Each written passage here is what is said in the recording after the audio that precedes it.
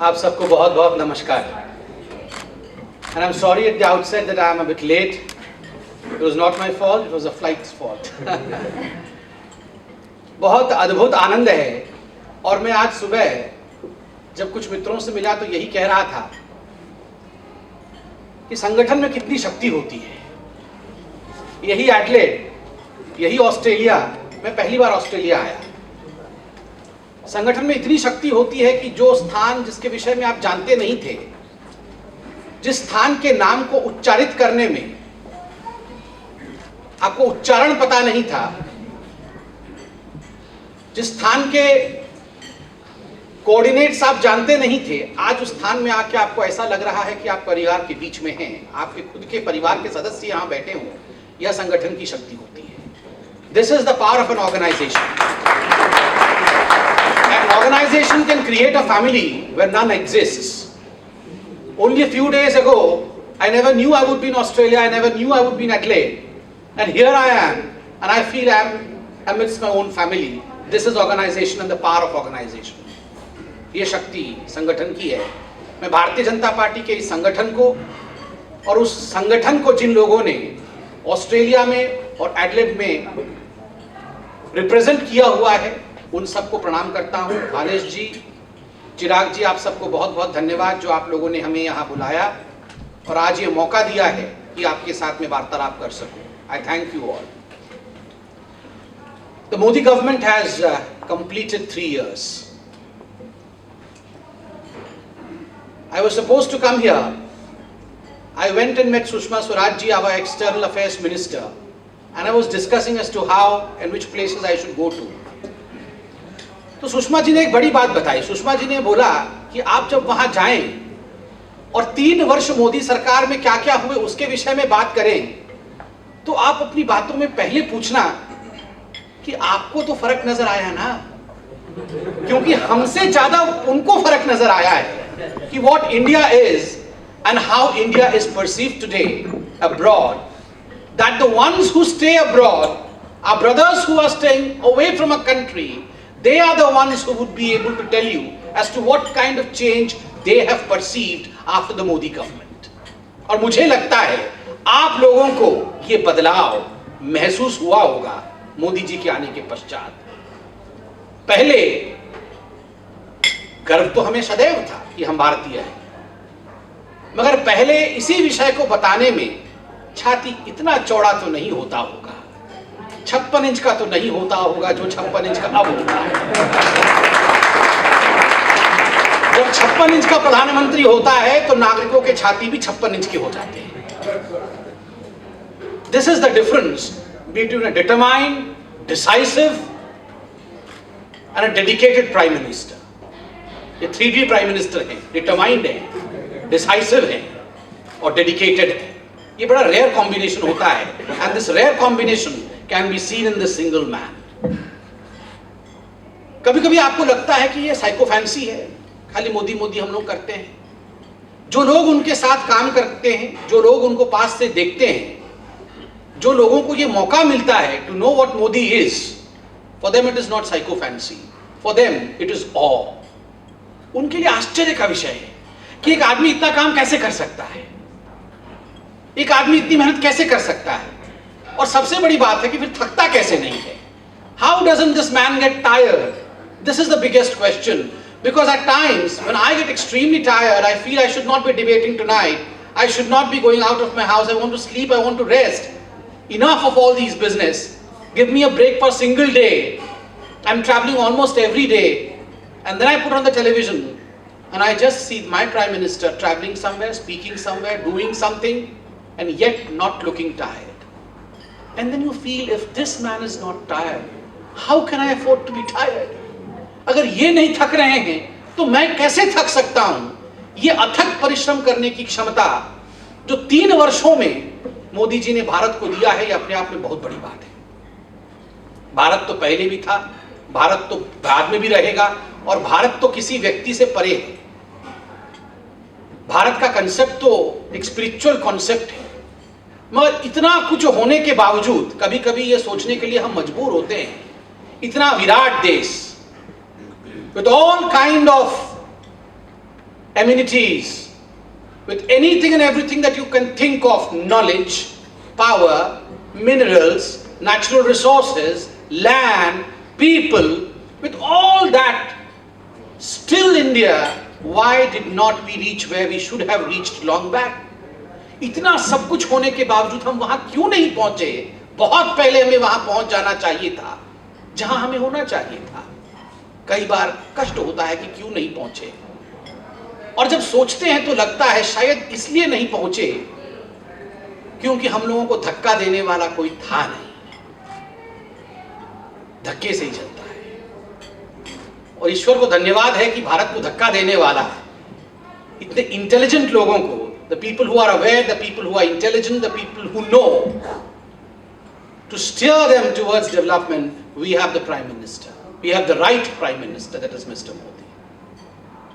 आप देखिए, आज से 4 साल पहले, with all due respect, जब मनमोहन जी प्राइम मिनिस्टर बने थे, अभी मैं बीजेपी या कांग्रेस नहीं हूँ, अभी मैं इंडियन हूँ, अभी आप भी बीजेपी और बीजेपी का कार्यक्रम है, मगर outside the border of my country I am an Indian first and a party there after.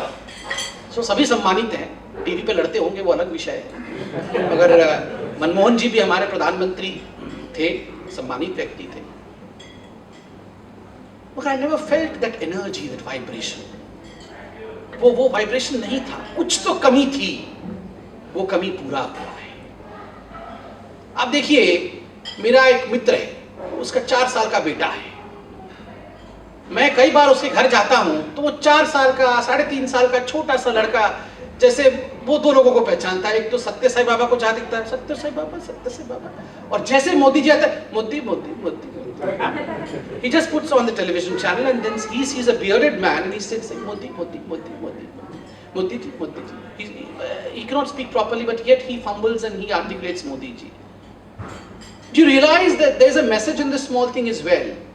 The message is, finally a leader has arrived in this country. And what is a leader? A leader is someone who is recognized, who doesn't have to shout to be recognized. The energy within the leader, the vision within the leader makes the leader recognized, makes the leader's presence felt, and when a small child of 3 years old or 4 years old chants his name, then you realize that the leadership of this country has arrived.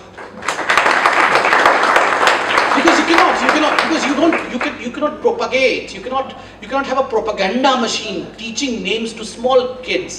Our opposition may be saying that this is all propaganda, that's what they say, that this is all propaganda, it's all on the television channel, nothing on the ground. But I say no, it's on the ground, because not that the small kid knows what is good for him, what is economy, but he knows that, well, yes, this is energy, there is something, he is visible, and his body language is such that I can take his name. It's not that Manmohan ji or other prime ministers were not visible. They were visible on the television channel, but something within us prevented us to register the names of the former leaders in a way that we have registered the name of this leader. And that's the reason as to why I say the leader of this country has finally arrived. The second question, what has happened in these 3 years? In 3 वर्षों में क्या हुआ? कहां से कहां तक का सफर तैयार हमने तय किया है? सबसे बड़ा उत्तर तो आप ही दे सकते हैं। आज हम हिंदुस्तानी हैं। लोग कई बार बाहर के लोग जानते नहीं हैं कि मोदी प्रधानमंत्री हैं, क्या है हिंदुस्तान के, मगर मोदी नाम जानते हैं। बोलते हैं हाँ, there is a man, a powerful man in your country, he is Modi. Modi, he says he is there. They know there is a person who is steering things. आज एक परसेप्शन इंडिया के बारे में पूरे विश्व में बना है, और आज हिंदुस्तानी कहीं भी क्यों ना हो, वो गर्व से बोलता है कि मैं हिंदुस्तानी हूं, झिझकता नहीं है। तो हिंदुस्तान से बाहर हिंदुस्तान का नाम जिस तरह फैलाया गया है, जिस तरह वो बना है, जिस तरह वो उभर के आया है, ये गौरव का विषय है, और ये सफर हमने 3 वर्षों में तय किया है।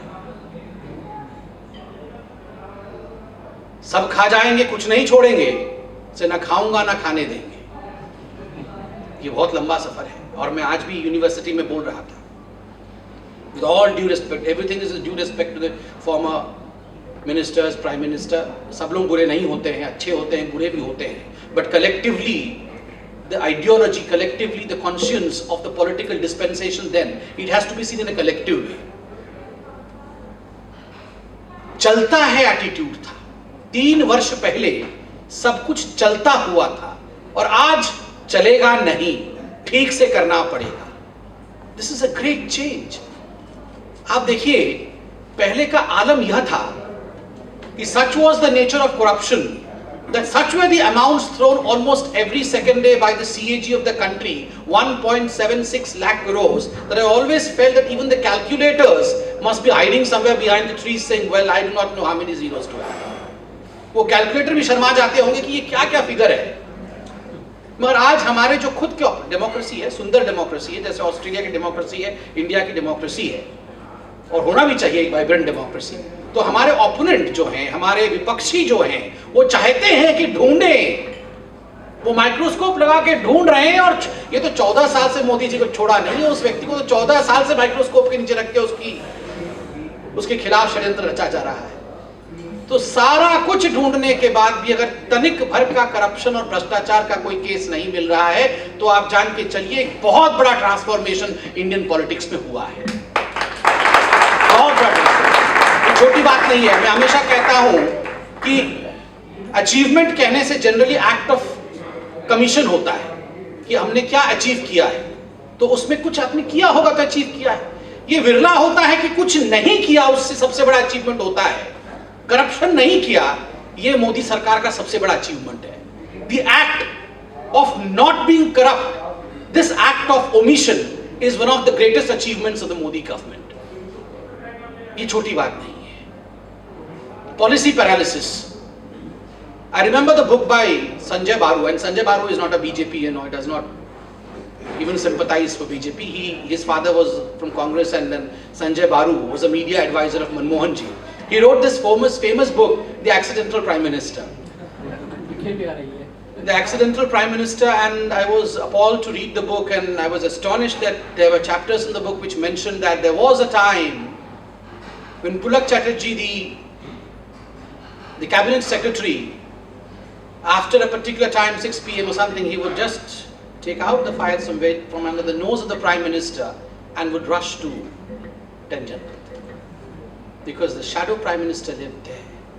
With all due respect, the shadow, I have to repeat, all due respect. I respect that. This is democracy. So that was the Prime Minister. Amit Shah ji puts it in a very different way. Amit ji कहते हैं कि एक ऐसा सरकार था पहले जहां प्रधानमंत्री अपने आप को प्रधानमंत्री नहीं मानता था और बाकी तमाम मंत्री अपने आप को प्रधानमंत्री मानते थे। प्रधानमंत्री अपने आप को प्रधानमंत्री नहीं मानता था और बाकी सब लोग अपने आप को प्रधानमंत्री मानते थे। और प्रधानमंत्री से पूछो कि ये कोलगेट का क्या हुआ, ये 2G का क्या हुआ, मैनू की चाहिए, मुझे तो पता ही नहीं क्या हो गया। तो उनको कुछ पता नहीं होता था। तो अच्छे आदमी का क्या होगा अगर अच्छे आदमी को कुछ पता नहीं होगा? अच्छा आदमी तो वो होता है कि उसको पता हो क्या हो रहा है, और अगर गलत हो रहा है उसे नहीं होने दो। तो वो नहीं हुआ इतने वर्षों तक। सबसे बड़ा अचीवमेंट अगर आप मुझे व्यक्तिगत रूप से पूछो कि 2014 के बाद भारत की राजनीति में what was the biggest change apart from the achievement of not having corruption, what was the biggest change in the political history of India? I would say the real establishment of democracy and finishing off of dynasty is one of the biggest change. परिवारवाद को समाप्त करना और एक confidence देना कि भैया एक परिवार में या उस परिवार की इर्द गिर्द रहने से ही सत्ता आपके हाथ में आएगी, यह सत्य नहीं है। मेहनत करके जमीन से उठा हुआ कोई साधारण भारतीय भी प्रधानमंत्री बन सकता है। यह क्षमता एक साधारण भारतीय में भी हो सकती है। यह चीज मोदी जी ने सिखाया, करके दिखाया। ये हमारे लिए बड़ा आसान लगता है कि मोदी जी आए, सीएम बने और पीएम बन गए। मगर सोच के देखिए कि एक साधारण भारतीय को ये पीएम बनने के सफर को तय करने के लिए कितना मेहनत करना पड़ा होगा। मैं सोचता हूं तो रूह कांप उठती है केवल ये बात सोच के कि 12 से 14 वर्ष तक एक आदमी को कैसे गिराया जाए और कैसे खत्म किया जाए, इसके तमाम षड्यंत्र किए गए। यहां तक किया गया, क्योंकि मैं डिबेट भी करता हूं, उन सब विषयों से वाकिफ हूं, यहां तक किया गया कि जो लोग उसे मारने भी आए थे, इशरत जहान, उनको ग्लोरीफाई करके आप लोगों ने उसे बेटी बताया। To the extent that you glorify terrorism. Well, yes, if you want to be quiet, you could have easily been quiet on those issues. But you chose to glorify terrorism in the name of enmity in democracy, in the name that you did not want a particular person to rise. What not and what all was done to prevent this man from climbing the steps of democracy in this country and to assume power.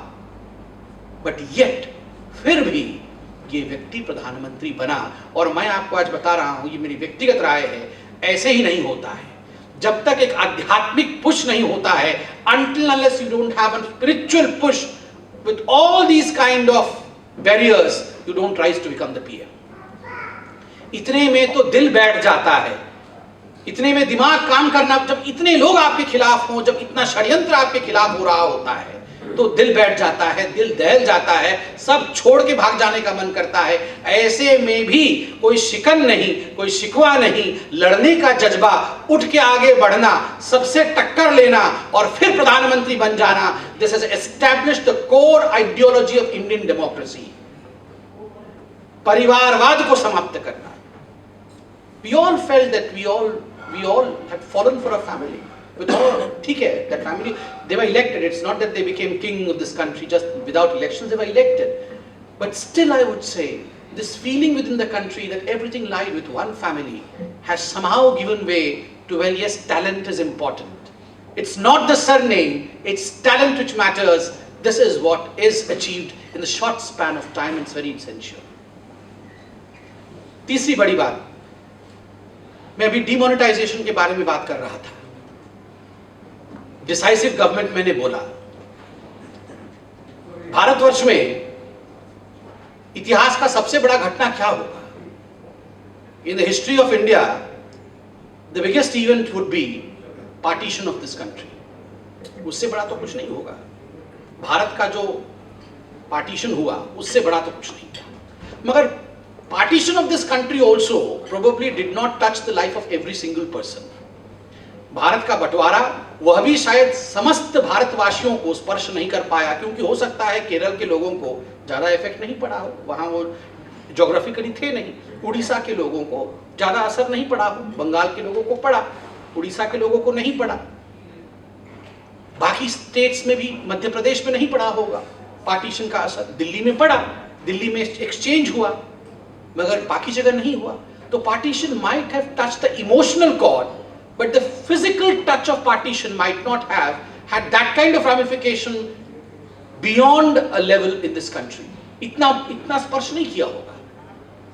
मगर भारत के स्वतंत्र इतिहास में अगर ऐसा कोई निर्णय जिसने प्रत्येक व्यक्ति को मानसिक और शारीरिक रूप से स्पर्श किया, वह है डिमोनेटाइजेशन अर्थात नोटबंदी। प्रत्येक व्यक्ति को, अगर 125 करोड़ जनता थी भारत में, तो 125 करोड़ जनता के जीवन को स्पर्श किया वह एकमात्र ऐसा निर्णय था, वह था नोटबंदी का, demonetisation. And it will go down history in this way. The only decision of government of India, of any government of India or by a government of any country which must have touched every single person's life, that is demonetization. और ये आसान नहीं होता है।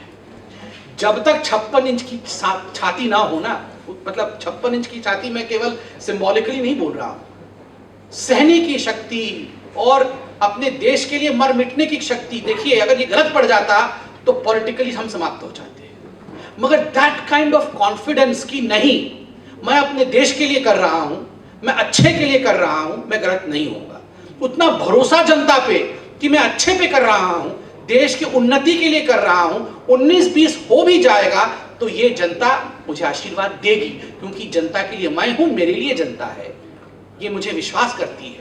That kind of confidence of you on him end of his on you, that is what binds this democracy in a very different way with this decision of demonetization.